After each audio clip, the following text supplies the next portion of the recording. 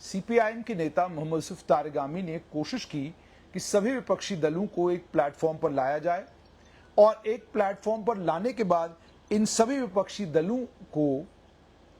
इस बात पर कन्विंस किया जाए कि हम सब मिलकर केंद्र सरकार के साथ इस बात को टेकअप करेंगे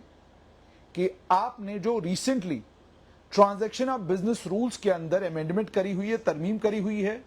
जिसमें तमाम ताकतें ट्रांसफर पोस्टिंग की वो लेफ्टिनेंट गवर्नर के पास दे दी हैं आपने, उसका जम्मू कश्मीर को जबरदस्त नुकसान होगा। ये मीटिंग 7 अगस्त 2024 को होटल रेडिसन में सुबह 10 बजे जम्मू में होने वाली थी, लेकिन अब खबर यह मिल रही है कि इस मीटिंग को मुलतवी कर दिया गया है और यह भी खबर मिल रही है कि इसको इसलिए पोस्टपोन किया गया है क्योंकि डॉक्टर फारूक अब्दुल्ला इस मीटिंग के लिए तैयार नहीं है, वो मसरूफ हैं, उनके पास टाइम नहीं है इस मीटिंग के लिए। सूत्रों की अगर माने तो मामला इसलिए गड़बड़ा गया है क्योंकि मोहम्मद यूसुफ तारिगामी ने जम्मू कश्मीर अपनी पार्टी पीपुल्स कॉन्फ्रेंस, उसके अलावा अन्य जितने भी विपक्षी दल जम्मू कश्मीर में हैं, उन सभी दलों के नेताओं को इस मीटिंग में दावत दी थी और इस मीटिंग में सिर्फ दावत ही नहीं दी थी बल्कि उन तमाम दलों को यह भी कहा गया था, चूंकि आप सभी दल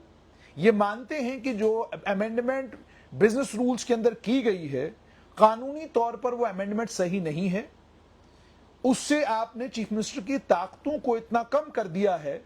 कि आप जम्मू कश्मीर में जब भी सरकार बनेगी, सत्ता आएगी, तो सत्ताधारी दल के पास कोई ताकत नहीं होगी। सत्ताधारी दल बिल्कुल कमजोर होगा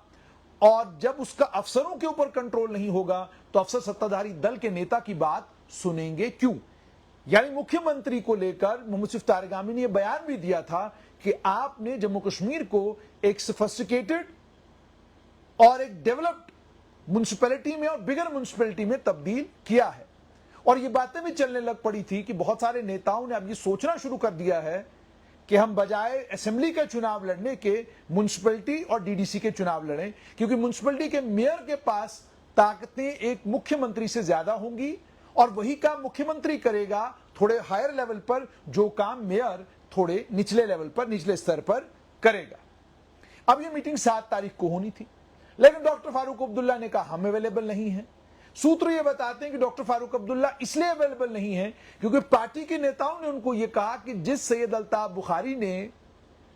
जिस समय जम्मू कश्मीर में 5 अगस्त 2019 के बाद कुछ हालात बने, उन हालातों के बनने के बाद पहला शख्स जिसने नई दिल्ली के साथ जाकर बात की वो सैयद अल्ताफ बुखारी था और उसके बाद जिसकी प्रशासन ने पूरी मदद करने की कोशिश की। अब हम उसी के साथ बैठकर इस अमेंडमेंट की मुखालफत डिस्कस करें, यह सही नहीं है। सूत्र ये भी बताते हैं कि उन्होंने ये भी रिजर्वेशन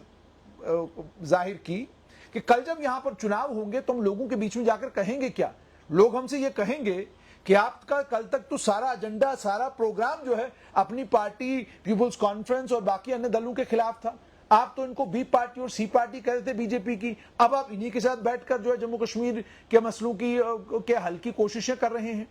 लेकिन दूसरी तरफ वहीं वो लोग भी हैं जो मोहम्मद यूसुफ तारिगामी के साथ हैं, जिनका साफ तौर पर यह मानना है कि अगर विपक्ष के कुछ नेता इस बात पर इकट्ठे होते हैं कि जम्मू कश्मीर सरकार को लेकर जो बिजनेस रूल्स के अंदर तब्दीली की गई है वो गलत है और उससे जम्मू कश्मीर के चीफ मिनिस्टर के स्टेटस को, उसकी ताकतों को डाइल्यूट किया गया है, तो उन सभी विपक्षी दलों को साथ ले लिया जाना चाहिए। और राजनीति में कोई बुरा या कोई अच्छा नहीं,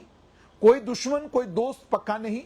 किसी के साथ आज दुश्मनी है तो कल दोस्ती हो सकती है, तो इस दोस्ती को और इस दुश्मनी को लंबा खींचना अकलमंदी नहीं है। वहीं पर कईयों ने ये मिसालें भी दी कि कल आपने गुपकार बनाया था तो आप पीडीपी के साथ चल पड़े थे और जब लोकसभा के चुनाव आए तो उमर अब्दुल्ला ने पीडीपी के ऊपर निशाने साधने शुरू कर दिए और कहा कि हम पीडीपी के साथ नहीं चल सकते हैं। तो अगर पीडीपी के साथ नहीं चल सकते हैं, पीपुल्स कॉन्फ्रेंस के साथ नहीं चल सकते हैं,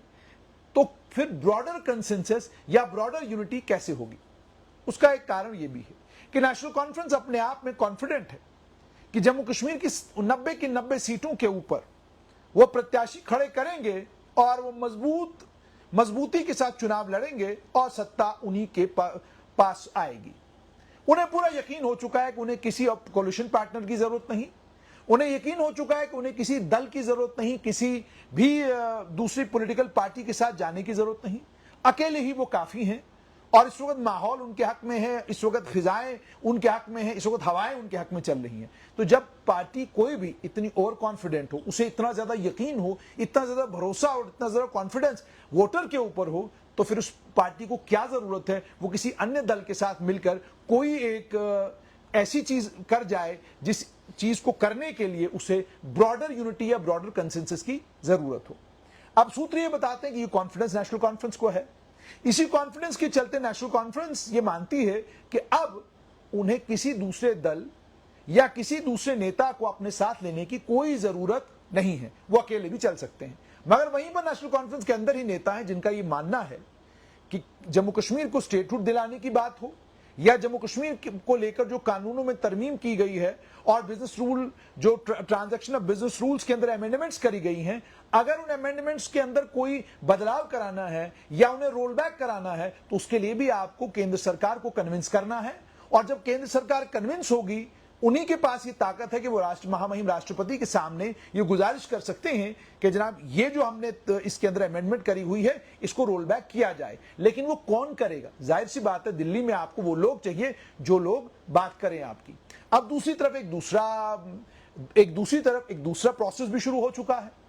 डेली एक्सटेंशन की खबर के मुताबिक नई दिल्ली जमात इस्लामी के साथ बात कर रही है। आज जमात इस्लामी को लेकर उमर अब्दुल्ला ट्वीट कर रहे हैं। तो जाहिर सी बात है नेशनल कॉन्फ्रेंस की चिंता ये भी हो गई है कि एक तरफ इंजीनियर रशीद 12 से 14 कॉन्स्टिट्यूंसीज में उन्हें पछाड़ गए हैं लोकसभा में। अब अगर जमात इस्लामी भी चुनावी मैदान में उतर आई और केंद्र सरकार ने कहीं उनके साथ कोई संधि कर ली तो उसका मतलब यानी कोई एग्रीमेंट हो गया तो उसका मतलब यह कि नेशनल कॉन्फ्रेंस के लिए सत्ता में आना बहुत ज्यादा मुश्किल हो जाएगा। अब इतना मुश्किल अगर हो जाएगा तो अगर इतने सारे एक के बाद एक जो हैं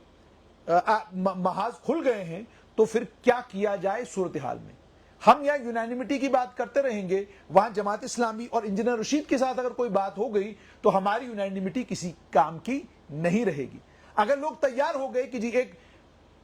डिग्निफाइड म्युनिसिपैलिटी या बिगर म्युनिसिपैलिटी भी हमको काबिल कबूल है तो हम फिर क्या करेंगे? ये चिंता भी नेशनल कॉन्फ्रेंस के सर्कल्स में जरूर होगी।